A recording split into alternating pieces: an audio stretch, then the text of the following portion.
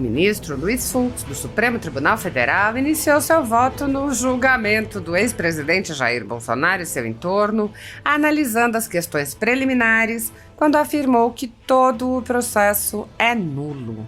Luiz Fux explicou que as regras do julgamento foram alteradas após os fatos, o que contraria toda e qualquer forma de direito para que os réus fossem julgados pelo Supremo Tribunal Federal, mesmo isso sendo completamente contrário às leis brasileiras.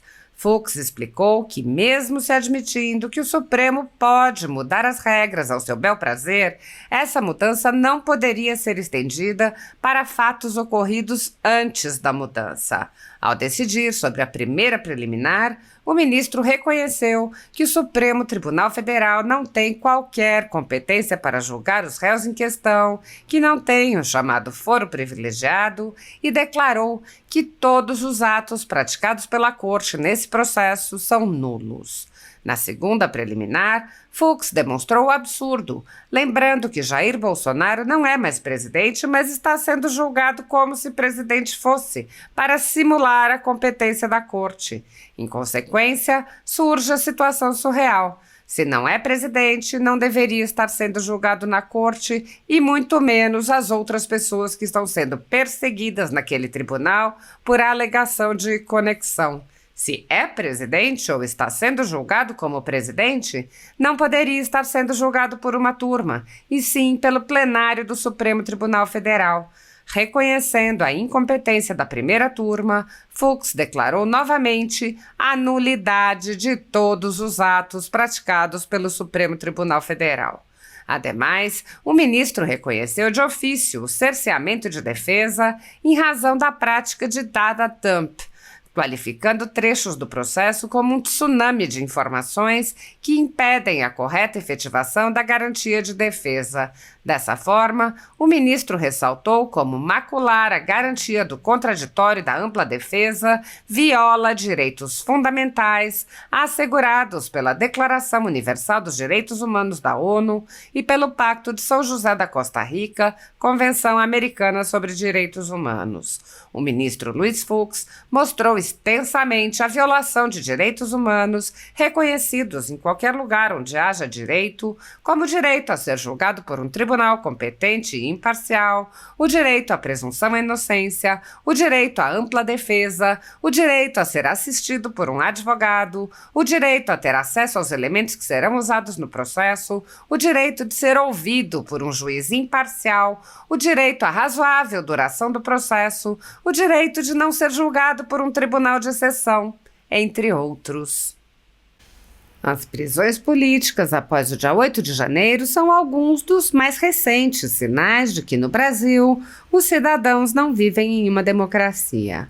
Para um grupo de pessoas e empresas, a tirania ganha contornos de implacável perseguição política e ideológica, e esse grupo marcado vem sendo perseguido há muito tempo, com medidas arbitrárias como prisões políticas, buscas e apreensões, censura, bloqueio de redes sociais e confiscos. A Folha Política já teve todos os seus equipamentos apreendidos a mando do ministro Alexandre de Moraes em inquérito que foi arquivado por falta de indícios de crime. A renda do jornal está sendo confiscada, a mando do ministro Luiz Felipe Salomão, ex-corregedor do Tribunal Superior Eleitoral, em decisão aplaudida pelos ministros Luiz Roberto Barroso, Alexandre de Moraes e Edson Fachin. Segundo a velha imprensa, que participa ativamente dos inquéritos políticos conduzidos em cortes superiores, a intenção é impedir o funcionamento do jornal, privando-o de sua fonte de renda. Toda a renda de mais de 20 meses de trabalho de jornais, sites e canais conservadores está sendo retida sem qualquer previsão legal.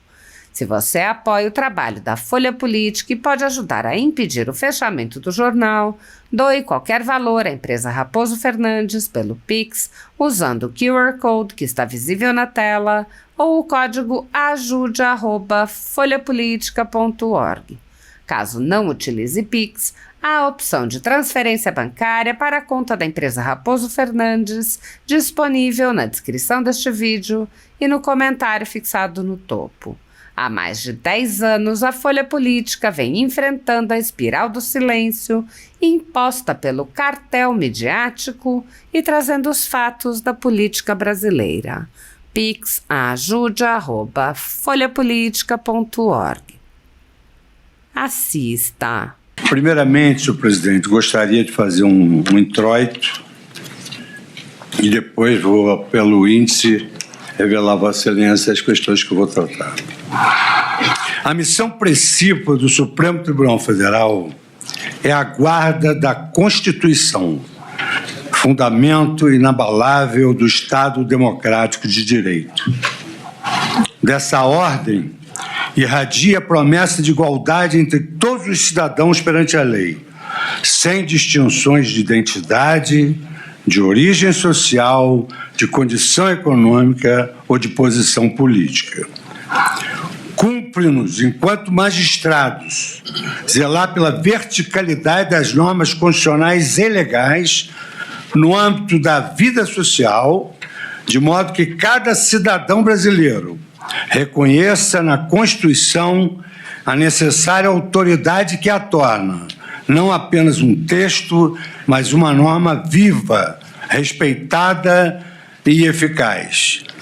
Em qualquer tempo ou circunstância, a Constituição deve funcionar como um ponto de partida, como caminho e como porto de chegada de todas as indagações nacionais.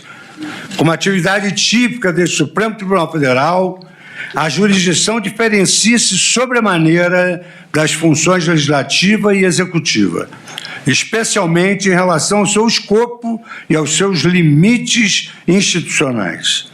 Ao contrário do Poder Legislativo e do Poder Executivo, não compete ao Supremo Tribunal Federal realizar um juízo político do que é bom ou ruim, conveniente ou inconveniente, apropriado ou inapropriado. Ao revés, compete a este tribunal afirmar o que é constitucional ou inconstitucional, legal ou ilegal, invariavelmente sob a perspectiva da Carta de 1988 e das leis brasileiras. Trata-se de missão que exige objetividade, rigor técnico e minimalismo interpretativo, a fim de não se confundir o papel do julgador com o do agente político. Como ensina o professor Daryl Levinson, a legitimidade da jurisdição repousa na capacidade de seus juízes produzirem decisões qualitativamente distintas daquelas emanadas pelos demais poderes. Os pressupostos da independência e da harmonia entre os poderes consiste precisamente no fato de cada um deles desenvolveu, ao longo do tempo, distintas capacidades institucionais. Com a mesma cautela e responsabilidade que orientam a jurisdição constitucional, deve também o Poder Judiciário exercer sua atuação de igual maneira na esfera criminal.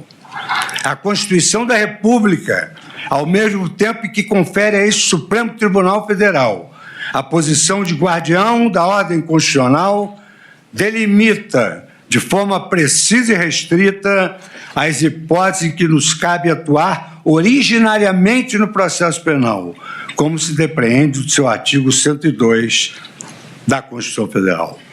Trata-se, portanto, de competência excepcionalíssima. Quando o Estado a exercer tal atribuição, o Supremo aproxima-se, em essência, da nobre rotina desempenhada pelos juízes criminais de todo o país. Passamos, então, a realizar não apenas o papel de intérpretes da Constituição, mas também de condutores de um processo judicial que tem por finalidade maior assegurar a cada réu a plenitude do contraditório e da ampla defesa. Essa função revela a unidade da jurisdição, seja no mais distante juízo de primeira instância, seja na mais alta corte do país. Todos os princípios que regem o processo penal são os mesmos em primeira instância e na instância superior, e encontram a sua razão de ser na dignidade humana e na busca pela verdade judicial. Assim, cada ato processual praticado nesta instância suprema deve refletir não apenas a autoridade institucional da Corte, mas, igualmente, o compromisso ético do julgador com a justiça concreta do caso, reafirmando, diante da sociedade, que a Constituição vale para todos e protege a todos, inclusive e sobretudo no campo sensível da jurisdição criminal. A persecução penal destina-se, assim, a reconstruir fatos que potencialmente se enquadram como crimes em sua feição típica, antijurídica e culpável. O Ministério Público, como titular da ação penal, tem o primeiro ônus de produzir evidências diretas e indiretas que corroborem ou infirmem as hipóteses acusatórias.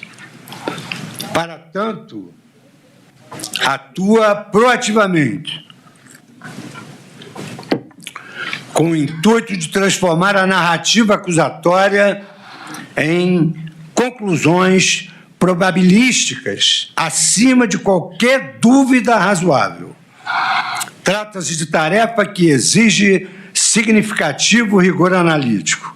Afinal, cada elemento de prova, cada detalhe reconstituído, pode alterar o mosaico de hipóteses sobre personagens e condutas, exigindo-se da acusação que apresente uma narrativa lógica, temporal e subjetivamente coerente. O juiz, por sua vez, deve acompanhar a ação penal com distanciamento, não apenas por não dispor de competência investigativa ou acusatória, como também por seu necessário dever de imparcialidade. A despeito dessa limitação, o juiz exerce dois papéis essenciais da jurisdição criminal. Primeiro, funciona como um controlador da regularidade da ação penal, contribuindo para que ela se desenrole nos limites dos direitos e garantias constitucionais e legais. Segundo, é o juiz quem tem a palavra final sobre a justa correspondência entre fatos e provas. Ele é quem firma o juízo definitivo de certeza, distinguindo entre as hipóteses acusatórias e aquelas que se encontram amparadas por evidências concretas. Por isso mesmo, a independência do juiz criminal alicerça-se na racionalidade do seu mistério, afastada do clamor social e político dos processos judiciais. Aqui reside a maior responsabilidade da magistratura: ter firmeza para condenar quando houver certeza e, o mais importante, ter humildade para absolver quando houver dúvida. Essa responsabilidade encontra amparo em doutrinas penais e processuais sedimentadas ao longo dos séculos, cujas regras e princípios trazem parâmetros indispensáveis para uma jurisdição racional, coerente e, sobretudo, justa. Como magistrado da mais alta corte do país, formadores de precedentes vinculantes às demais iniciativas e instâncias do Poder Judiciário, nós laboramos com a plena consciência de que devemos ser exemplo de jurisdição para os mais de 18 mil magistrados brasileiros. Não nos limitamos a decidir litígios isolados. Cada decisão do Supremo Tribunal Federal projeta-se para além das partes do processo, irradiando efeitos normativos e interpretativos que orientarão casos futuros a serem julgados por mais de 90 tribunais do Brasil. Somos, pois, paradigma de interpretação constitucional e farol de coerência jurídica para todo o sistema de justiça. Cada precedente aqui firmado torna-se do patrimônio público da nação, faz parte desse patrimônio, devendo assegurar estabilidade, previsibilidade e segurança à ordem jurídica constitucional.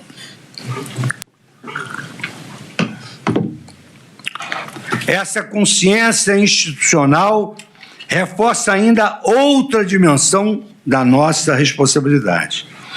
A de que o Supremo Tribunal Federal é, para além de Cortes da Justiça, a bússola de legitimidade constitucional de uma sociedade marcada pela pluralidade de ideias, valores e identidades, mas uma sociedade una em seu clamor por justiça. Cabe-nos, portanto, traduzir essa pluralidade em decisões que, ao mesmo tempo, respeitem a diversidade e reafirmem o império da lei, garantindo que a promessa inscrita em 1988 seja continuamente renovada no presente e projetada para o futuro. É exatamente, senhor presidente, imbuído dessas considerações filosóficas, as quais me acompanham e me guiam nas minhas mais de 4 décadas de judicatura, é que eu passo a análise dos exatos termos da ação penal, a iniciar pelas preliminares, sem antes destacar que, à semelhança de um juiz de primeira instância, analisarei os fatos, provas e consequente adequação física. Vale dizer, se os fatos correspondem a um tipo específico penal.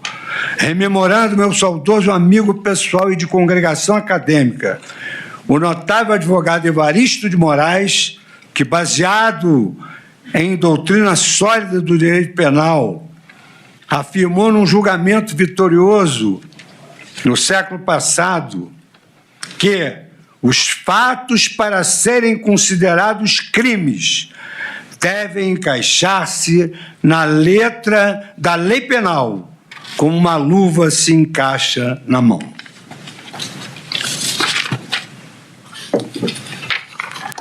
Senhor presidente, seguindo aqui um sumário para que todos os colegas possam acompanhar, eu agora vou me manifestar por uma questão de coerência, porque a regra de supradireito em relação ao juiz e ao processo é que as suas decisões sejam coerentes. Eu vou me manifestar, é evidente que, resumidamente, sobre a primeira liminar de incompetência do Supremo Tribunal Federal e da competência do juízo de primeiro grau. Sinteticamente, o que eu vou me referir é que nós não estamos julgando pessoas com prerrogativa de foro. Estamos julgando pessoas que não têm prerrogativa de foro. E destaco que as defesas, por meio das suas petições, argumentam que o Supremo Tribunal Federal é incompetente para julgar esta ação penal. O fundamento apontado é a ausência de autoridade com prerrogativa de foro entre os denunciados, consoante a regra claríssima do artigo 102, inciso 1º da Constituição da República. Compete ao Supremo Tribunal Federal, precipuamente, a guarda da Constituição, cabendo-lhe processar e julgar originariamente. Inciso 1º, a linha B. Nas infrações penais comuns, o presidente da República, o vice-presidente, os membros do Congresso Nacional, seus próprios ministros e procurador-geral da República. É sabido que o primeiro pressuposto que um juiz deve observar antes de ingressar na análise da peça inicial da denúncia ou de uma petição inicial é verificar se ele é competente. Isso é um pressuposto para o desenvolvimento regular do processo. Somente o juízo competente pode analisar uma ação penal início litis. E aqui, senhor presidente, saltando porque eu vou juntar o voto, saltando várias lições, cito o professor Calamandrei, que leciona que a obediência à competência estrita da Constituição é um dos pilares do Estado de Direito. Só há jurisdição quando há competência, posto ser a competência um poder e a jurisdição o componente de correlação formal do seu exercício. Assim se pronunciou também o catedrático da Universidade de Roma, o criador do direito processual contemporâneo, Giuseppe Chioveno, em obra aqui citada, quando assenta que a competência em razão da pessoa, ela se estabelece na ratio da isonomia, da igualdade de todos e também levando em consideração a função pública. Por isso que a competência em razão da pessoa e da função que ela exerce é uma competência absoluta, mercê de a própria Constituição estabelecer uma competência constitucional excepcionalíssima que é inderrogável pela vontade das partes. Cito o criador da Escola Processual do Direito Brasileiro, Enrico Túlio Liban, incorporando, portanto, a sua lição no próprio Brasil, destacando que a incompetência ratione persone, ela é insuperável. Trago à colação o escolho do professor José Frederico Marques e também de José Carlos Barbosa Moreira, que foi um ícone do direito processual e que era um homem respeitado no mundo inteiro, exatamente porque tinha a autoridade da sua doutrina, tinha o argumento da autoridade que se refere a Imperman, que domina os auditórios. O tema de competência originária desta Corte, nos casos de prerrogativa de foro, sofreu inúmeras modificações. Inúmeras modificações. E aqui eu cito todas as modificações que essa competência sofreu e que houve uma certa banalização dessa interpretação constitucional personalíssima. E esses autores expressam que, ao vedar expressamente o julgamento ratione persone por outro órgão competente que não aquele indicado na Constituição, esta regra passa a ser lindeira à criação de um tribunal de exceção, que o Constituinte buscou impedir, não apenas pela criação de um novo tribunal, mas exatamente para que uma ação, e a posteriori, a ação penal, fosse julgada por um órgão jurisdicional diferente daquele que é previsto nas leis. Ou seja, o órgão jurisdicional constitucional é absolutamente diverso do órgão constitucional ordinário, especialmente quando essa modificação da competência for resultado de uma interpretação após o crime. E o que eu quero dizer é que o Supremo Tribunal Federal mudou a competência depois da data dos crimes aqui muito bem apontados por Sua Excelência, o Procurador-Geral da República. Trago o procurador, como Vossa Excelência é um doutrinador de escola, as lições de Ferraioli, Karl Schwab e outros autores da sua preferência, e destaco, identifica-se assim que a competência absoluta ela não pode ser derrogada sob pena de infringir a garantia do juiz natural. E a garantia do juiz natural cumpre diversas funções no ordenamento brasileiro. Em primeiro lugar, ela assegura a imparcialidade do julgador, evitando que sua designação ocorra por finalidades menos ortodoxas.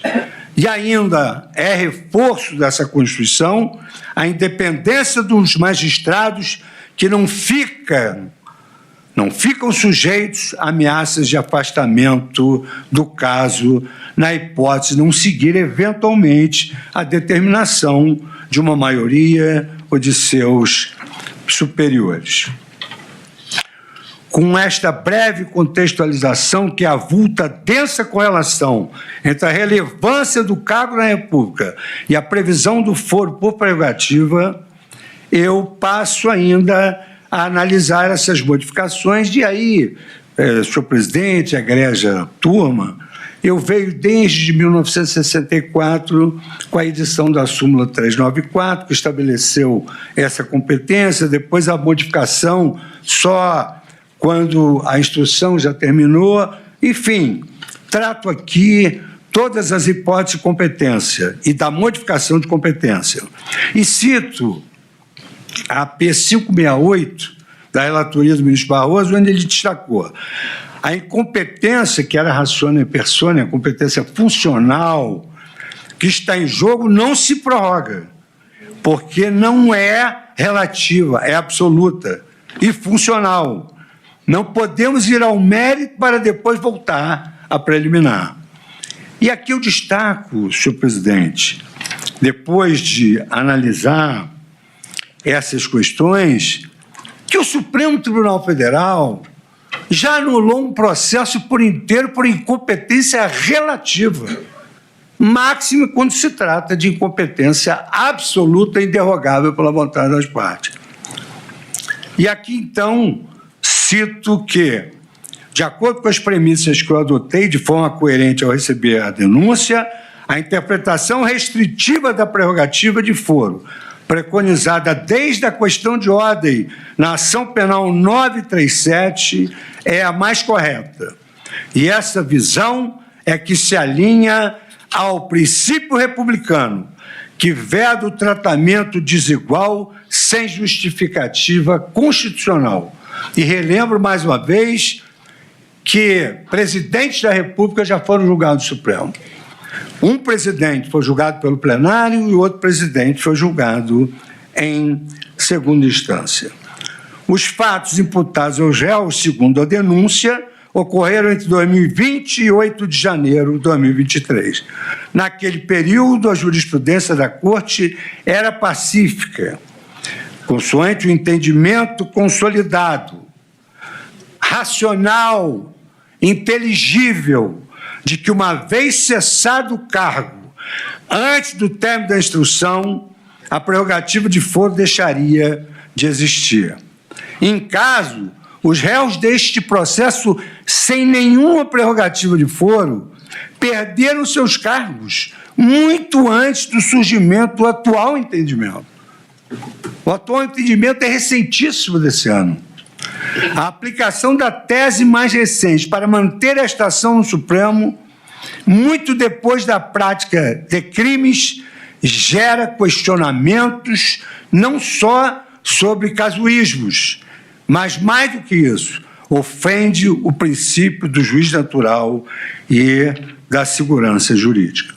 E aqui, senhor presidente, eu faço uma digressão sobre segurança jurídica, cito acórdons, repiso, e sob esse ângulo, devemos relembrar que esta Corte anulou um processo com mais de uma centena de recursos por simples incompetência relativa de foro, e nós estamos diante de uma incompetência absoluta, que é impassível de ser desprezada como vício intrínseco ao processo.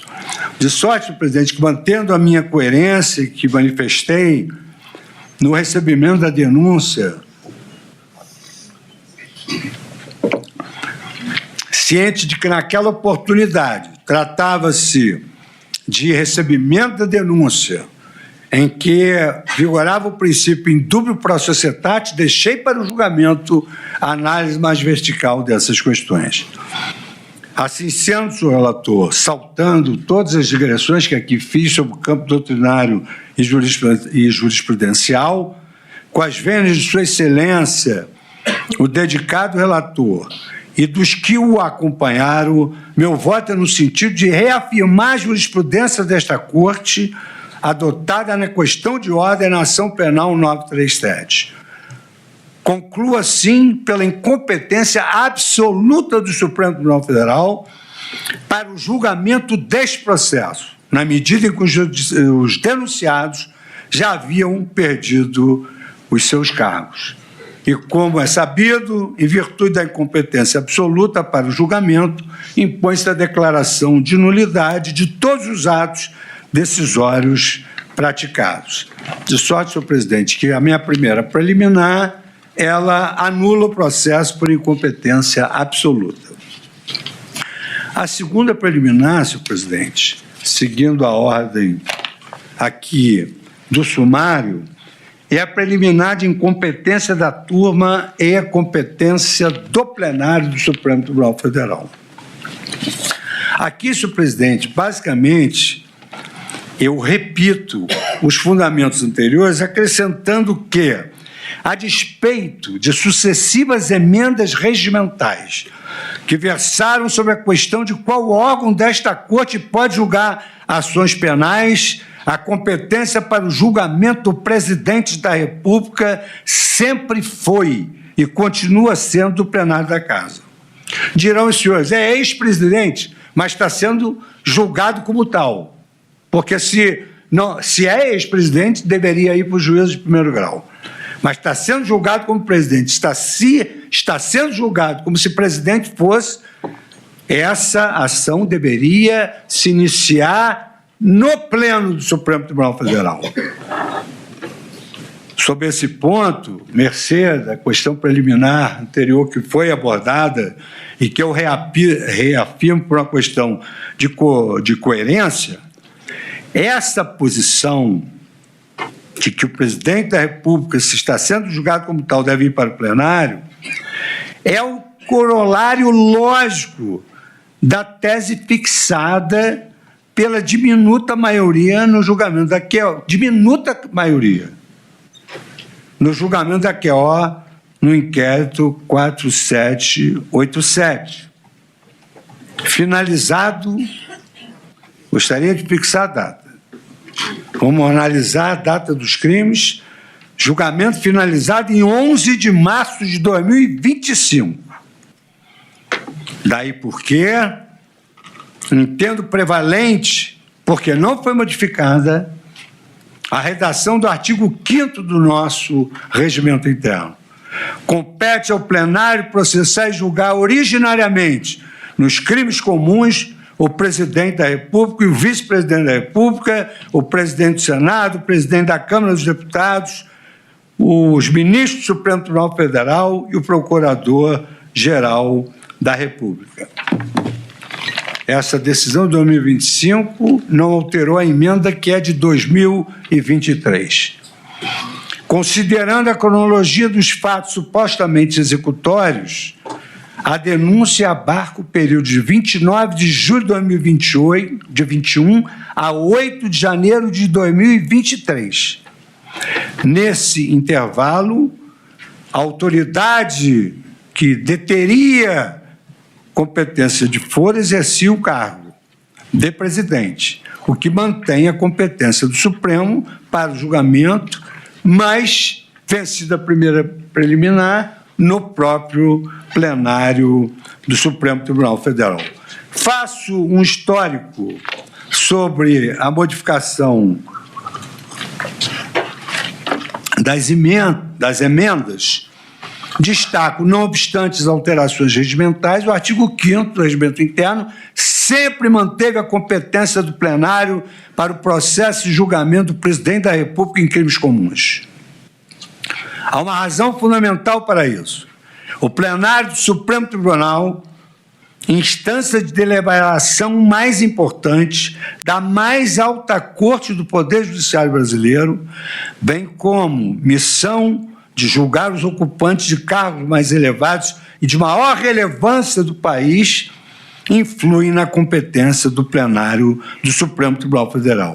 Ao rebaixar a competência originária do plenário para uma das duas turmas, estaríamos silenciando as vozes de ministros que poderiam exteriorizar sua forma de pensar sobre os fatos a serem julgados nesta ação penal.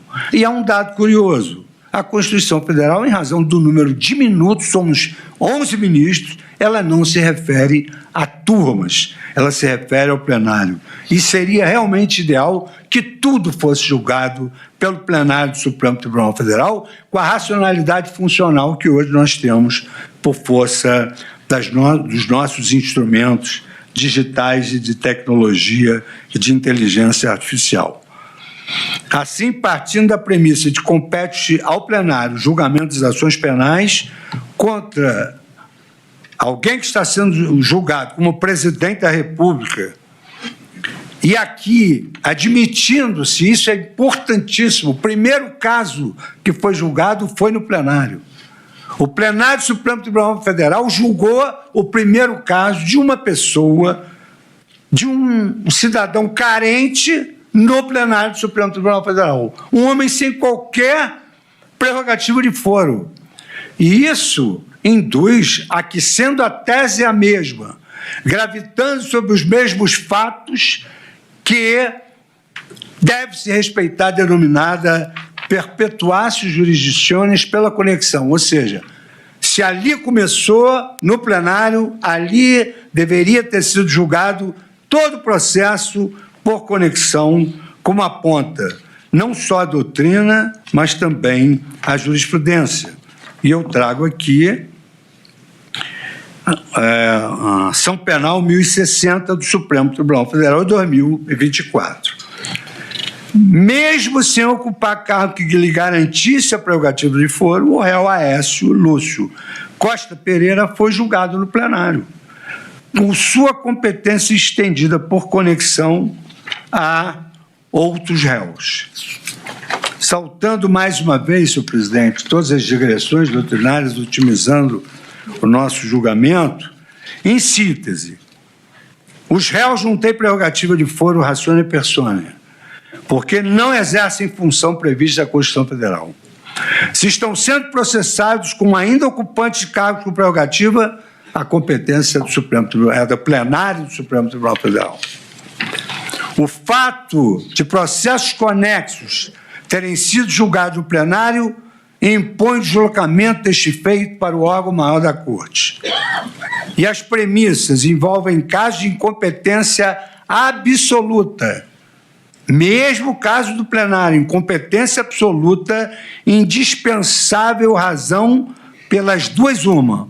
Ou o processo deve ir para o plenário, ou tem de descer para a primeira instância. Assim sendo, senhor presidente, eu também acolho essa preliminar de incompetência absoluta da primeira turma e, na forma do artigo 567 do Código de Processo Penal, eu também declaro a nulidade de todos os atos praticados por este Supremo Tribunal Federal.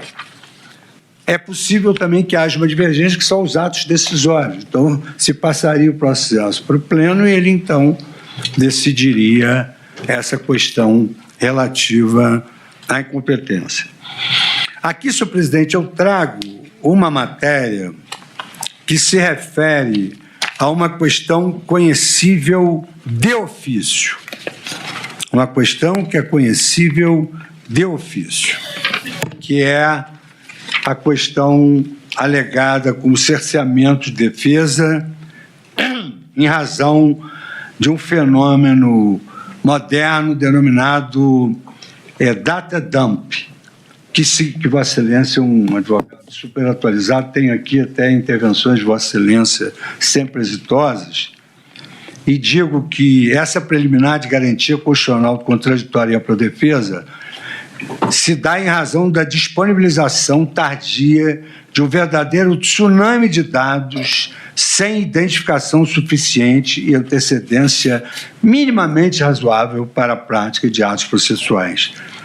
E digo, senhor presidente, porque é importante, e apenas essa parte histórica, que a garantia do contraditório e ampla defesa incorporada ao direito ocidental há longo tempo já era ressaltada na obra do filósofo estoico Sêneca, que afirmava: quem decide o que quer que seja, sem ouvir a outra parte, mesmo que decida com justiça, efetivamente não é justo.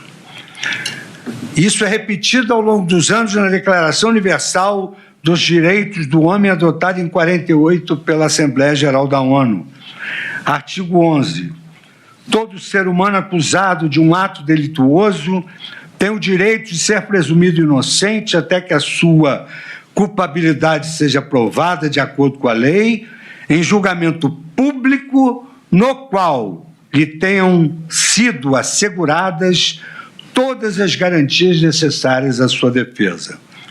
Isso está presente na Declaração Universal dos Direitos da ONU.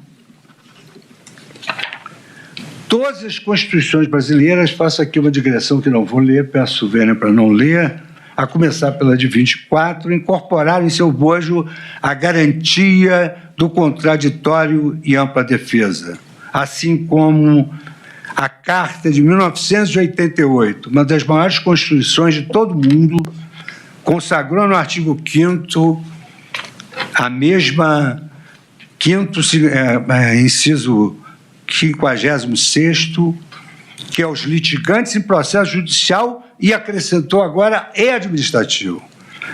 Aos acusados, em geral, são assegurados contraditório e ampla defesa com os meios e recursos a ela inerentes.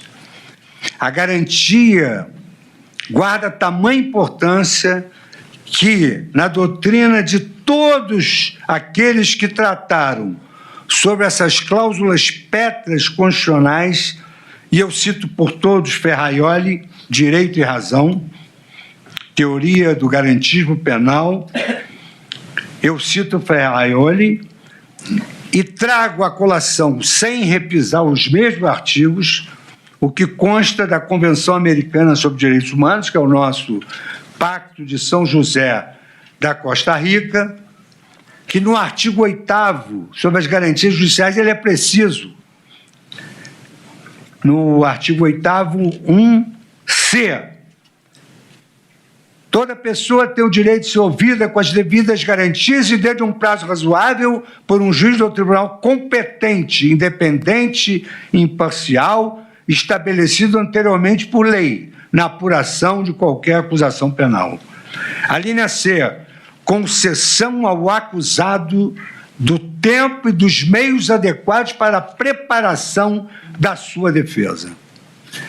O mesmo regramento encontra-se no Pacto Internacional sobre Direitos Civis, onde ali se destaca que toda pessoa acusada tem o direito de plena igualdade e de diversas garantias, dentre as quais destaca a linha P do artigo 3º, de dispor de tempo e dos meios necessários à preparação da sua defesa. Essa foi a ratio, no ano 2009, da súmula vinculante número 14. É direito do defensor, o interesse do representado, ter acesso amplo aos elementos de prova que, já documentados em procedimento investigatório realizado pelo órgão com competência da Polícia Judiciária, digam respeito ao exercício do direito de defesa. A consolidação jurisprudencial da Suprema Corte, ela provocou, inclusive, uma modificação no artigo 7º, inciso 19º do Estatuto da Advocacia. E foi à luz do Estatuto da Advocacia que o nosso perene decano, ministro Celso de Mello, na reclamação 37848, destacou: não se diga por absolutamente inaceitável, considerada a própria declaração constitucional de que a pessoa sob persecução penal, ou em juízo ou fora dele, mostrar-se-ia destituída de direitos e garantias. Esta Corte jamais poderia legitimar tal entendimento, pois a razão de ser no sistema de liberdades públicas vincula-se em sua vocação protetiva a amparar o cidadão contra eventuais excessos emanados do aparelho estatal. E o voto de Sua Excelência, como de regra, um voto extremamente profundo, e, por isso, eu destaco apenas alguns trechos, muito embora a Sua Excelência merecesse que eu lesse todo o acórdão. E, ao final, afirma Sua Excelência, o nosso perene decano, ministro Celso de Mello, impede destacar por oportuno que os advogados sejam os constituídos pelo acusado, sejam os nomeados pelo juiz para a defesa técnica, têm direito de acesso aos autos do processo ou à investigação penal, ainda que em tramitação sob regime de sigilo, considerada a essencialidade do direito de defesa. Reclamação 37848. Trata-se, portanto, de um verdadeiro instrumento de proteção dos imputados e da sua própria dignidade humana. E aqui eu trago a colação da jurisprudência constitucional da Corte da Alemanha, da Itália, da Espanha e da própria Corte Europeia de Direitos Humanos. E há uma contemporânea compreensão desse contraditório e da ampla defesa. No caso, nós estamos diante de uma ação penal recebida em 26 de março de 2025, em face de 8 réus, num primeiro núcleo, e no total 34 réus, pela suposta prática de 5 crimes, entre os quais organização criminosa, abolição violenta do Estado Democrático de Direito, golpe do Estado e dano qualificado. Consoante relatório apresentado por Sua Excelência, o eminente relator, um relatório minucioso, mesmo resumido, minucioso e detalhado. Esse relatório apresentado entre os dias 19 de maio de 2025, nessas sessões, e na sessão de 2 de junho de 2025, foram realizadas, segundo o relatório, a ouvida de 52 testemunhas, com um interrogatório de 8 réus, sendo realizado nos dias 9 de junho de 2025 e 10 de junho de 2025. E o julgamento iniciado em 29 de setembro de 2025. Transcorreram, portanto, 161 dias entre o recebimento da denúncia, que, diga-se de passagem, com primor de Sua Excelência, o Procurador-Geral da República contava com 272 páginas, e o início do julgamento, com cerca, portanto, de 5 meses. Estou há 14 anos no Supremo Tribunal Federal. Julguei processos complexos. Como, por exemplo, o mensalão. A ministra Carmen Lúcia, nossa decana, também esteve presente. O processo levou 2 anos para receber a denúncia e 5 anos para ser julgado. Trabalho exaustivo do eminente relator, mas que, diga-se a realidade, um trabalho que ninguém conhecia melhor do que ele. Agora eu vou ter a falsa modéstia, ministro Alexandre, dizer que eu procurei analisar cada detalhe do seu trabalho muito denso, daí eu ter analisado todas essas páginas, e entender que, até para mim, elaborar esse voto foi motivo de extrema dificuldade, eu vou dizer por quê. Não é um processo simples, e já não seria tão somente pelo número de denunciados e de testemunhas. Mas, em caso, salta aos olhos a quantidade de material probatório envolvido. Reportagem que foi ao ar em fevereiro de 2025 já indicava que a Polícia Federal havia apreendido 1.200 equipamentos eletrônicos dos envolvidos, 1.200 equipamentos eletrônicos, e logrado extrair 255 milhões de mensagens de áudio e vídeo, com peritos federais elaborando 1.214 laudos. Foi exatamente nesse contexto que as defesas alegaram cerceamento de defesa, em razão dessa disponibilidade tardia, que apelidei de um tsunami de dados que no direito anglo-saxônico se denomina de document dumping, e sem indicação suficiente e antecedência minimamente razoável para a prática dos atos processuais.